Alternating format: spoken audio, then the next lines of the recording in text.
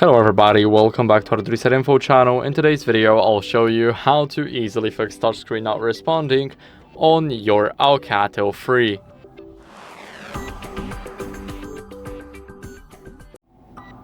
So first, what we want to do is, if we have a screen protector applied on this phone, we want to take it off. And if we have a case, then we also want to take it off because it can cause a lot of interference.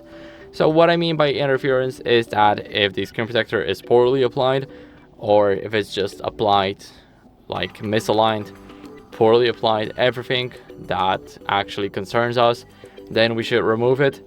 Now, going on to the case, if it covers even a tiny part of the screen, then it can also cause the touchscreen to become less responsive. So we want to get rid of it. Then we want to get our microfiber cloth and clean the screen until there are no fingerprints. And you may ask me, why are we cleaning the screen now? So yes, we will use the screen later in the video, but we need to clean it now to see if it fixes any issues. So as you guys can see now, the screen is perfectly clear. Let me show you. You will see that there's nothing. The screen is beautiful. And now you guys can try out if this helped. If not, then you guys can force restart the phone to refresh the entire system. So hold the power button, and now you need to hold it for 10 seconds to force restart the device. So just keep on holding until you see the screen go black.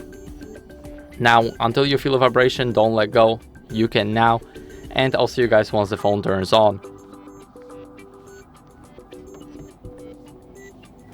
Now, after force restarting the device, what you guys can do is simply go over to the settings and here scroll all the way down to system.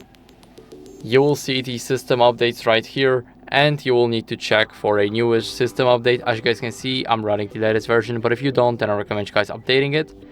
And that's basically it. So I hope this video helped you. If it did, then leave a like, sub, and a comment, and I'll see you in the next one.